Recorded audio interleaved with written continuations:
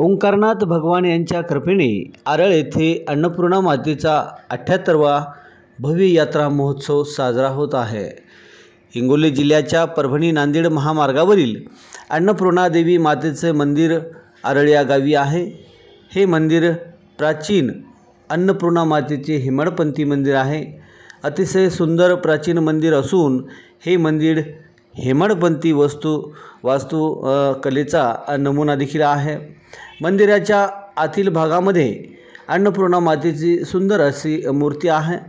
तसेच हेमाडपंथी कलाकुशऱ्यांचा देखील या ठिकाणी मोठा सभामंडप देखील आहे। अतिशय या परिसरामध्ये प्रसन्न वातावरण आहे। याच बाजूला भाविकांसाठी राहण्याची उत्तम व्यवस्था देखील करण्यात आलेली आहे। विशेष म्हणजे अन्नपूर्णा मातेच्या दर्शनाला आलेल्या भाविक भक्तांसाठी 12ही महिने या ठिकाणी भोजनदान दिले जाते व ग्रामस्थांच्या व मंदिरांच्या वतीने हा उपक्रम गेल्या अनेक वर्षापासून अविरतपणे चालू आहे। मार्गशीर्ष महिन्यातील पौर्णिमेला अन्नपूर्णा मातेची जयंती केली जाते। ही माता म्हणजे नवसाला पावणारी आहे। नवस बोलण्यासाठी व नवस फेडण्यासाठी महिला व भाविक या ठिकाणी गर्दी करतात आणि जनतेला अन्नाचे महत्त्व समजावं या मागचा मोठा उद्देश आहे। मानवाला अन्नापासून जीवन मिळते, त्यामुळे अन्नाचा अनादर करू नये किंवा आपण कधीही अन्नाचा नाश करू नये। अन्नपूर्णा मातेच्या जयंतीच्या दिवशी गावातील प्रत्येकजण आपले परिसर स्वच्छ ठेवतात आणि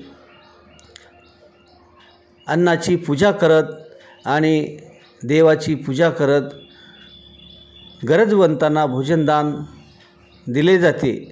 या निमित्ताने आरळसह या परिसरातील महिला उपवास करतात। अन्नपूर्णा मातेची पालखी गावाच्या प्रमुख मार्गाने वाजत गाजत काढली जाते आणि या जयंतीला यात्रेचे स्वरूप येते। या परिसरातील आकाशपाळण्या असतील, खेळण्याची दुकाने असतील, श्रंगार महिलांची दुकाने असतील, महिलांसाठी विविध वस्तूंची दुकाने असतील, खेळण्याची दुकाने आहेत, हॉटेल आहेत, कपड्यांची दुकाने आहेत, यासह विविध दुकाने या ठिकाणी थाटली जातात। विशेष म्हणजे पूजाचे साहित्य देखील या ठिकाणी स्टॉल लावलेले जातात। या निमित्ताने अनेक गरजूंना आपला रोजगार देखील या ठिकाणी मिळत आहे। ही यात्रा 3 दिवस चालते। या यात्रेला अन्नपूर्णा मातेच्या दर्शनासाठी जिल्ह्याभरातून नव्हे तर परभणी, हिंगोली, नांदेड, वाशिम, संभाजीनगर यासह अनेक जिल्ह्यातून भाविक भक्त मोठ्या संख्येने येत असतात। गावकऱ्यांच्या व देवस्थानाच्या वतीने भजन, कीर्तन, अभिषेक सोहळा, ज्ञानयज्ञ, पारायण यासह कबड्डी स्पर्धा, भव्य कुस्त्यांची दंगले, भव्य शंकरपट यासह अनेक या ठिकाणी सामने देखील घेण्यात येत असतात आणि याचे लाखो रुपयाचे बक्षिसांचं उधळण देखील गावकऱ्यांच्या वतीने करण्यात येत आहे। महत्व सांगायचं झालं तर इथं 1947 पासून ही यात्रा भरते। आज हा 78वा यात्रा महोत्सव कार्यक्रम आपल्या समोर साजरा होत आहे। यात्रेनिमित्त इथं अनेक खेळांचं आयोजन केले असते। आज कुस्तीचा जंगी कुस्त्यांचा कार्यक्रम आज सुरू आहे। उद्याच्याला आख्यायिका झाले सांगायचं झालं तर इथं अन्नपूर्णेचं महत्व, इथं 12ही महिने 24 तास अन्नक्षेत्र चालू असतं आणि विशेष म्हणजे अन्नपूर्णा ही नवसाला पावणारी देवी, आलेल्या भक्तांच्या इच्छा मनोकामना पूर्ण करणारी देवी आहे। जागृत देवस्थान आहे, हेमाडपंथी आहे। म्हणजे स्थापक, सेवेकरी सर्वच काही म्हणलं तरी चालतंय। आलेल्या भक्तांची व्यवस्था करणं, त्यांना प्रसाद वगैरे त्यांना देणं हे आमचं काम आहे। ही 78वा यात्रा महोत्सव आहे। 78 वर्ष झालेली आहेत यात्रेला।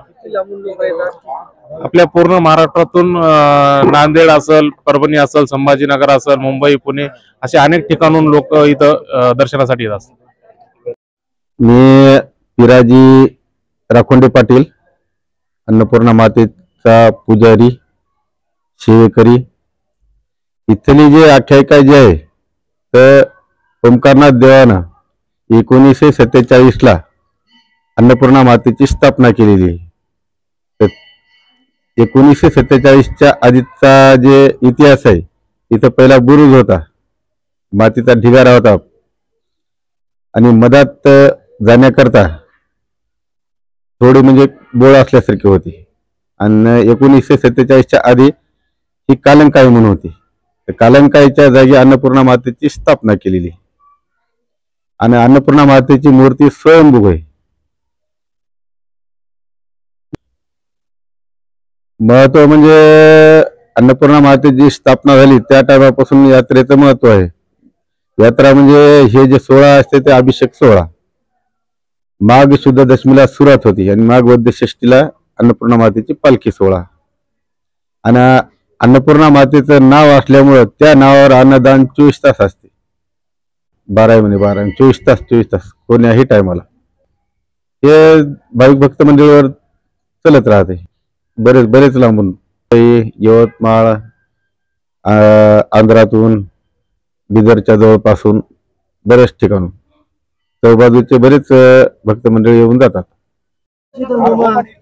अन्नपूर्णा माता हा यात्रा महोत्सव जवळपास गेल्या 75 वर्षापासून चालत आलेला हा खूप मोठा या परिसराचं आराध्य दैवत अन्नपूर्णा मातेच्या यात्रा महोत्सव आहे.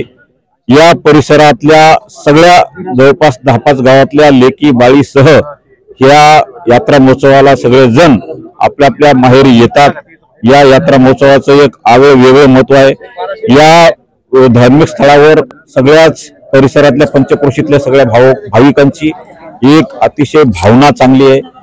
प्रत्येक समाजाचे वेगवेगळ्या सगळ्या समाजाचे सुद्धा नागरिक या यात्रा महोत्सवामध्ये सहभागी होतात. प्रत्येक वर्षी जवळपास 10 ते 15 हजार भाविक इथल्या होणाऱ्या भंडाऱ्याचा महाप्रसादाचा सुद्धा आवर्जून लाभ घेतात. कोणी कुठं जेवायला जात नसतील पण या महाप्रसादाला सगळ्या पंचक्रोशीतील 10 ते 15 हजार भाविक या ठिकाणी महाप्रसादाला येत असतात. आणि त्याच माध्यमातून या यात्रा महोत्सवामध्ये कुस्तीचा कार्यक्रम आला, कधी कधी क्रिकेटचे सामने होतात, कधी कबड्डीचे सामने होतात. अशा विविध कार्यक्रम या यात्रा महोत्सवामध्ये आयोजित करण्यात येतात. या सगळ्या गावकऱ्याचा एक आनंद उत्सव हे 3-4 दिवस चालत असतो. याची परंपरा चांगली ओंकारनाथ देव आसपास होते, ज्या देवाचं सगळ्या महाराष्ट्रभर प्राबल्य आहे आणि नावलौकिक कार्यक्रम. दिल्लीतले असलेले मंत्री सुद्धा त्या महाराजांच्या भक्त होते. असं एक देवस्थान आमच्या गावाला लाभलेलं होतं. त्यांचं पदस्पर्शानं पावन झालेलं हे गाव आहे आणि महाराजांच्या पदस्पर्शानं आणि महाराजांच्या स्वतःच्या हातातून या देवीची स्थापना झालेली आहे. इथं एक कालिंका माता होती आधी, त्या कालिंका मातेचं विसर्जन करून स्वतः ओंकारनाथ देवांनी या अन्नपूर्णा मातेची स्थापना केलेली आहे. हे वेगवेगळे वैशिष्ट्य या ठिकाणावर या गावाचं आणि या देवीचं आहे. हे आपल्याला या तुमच्या माध्यमातून समाज बांधवाला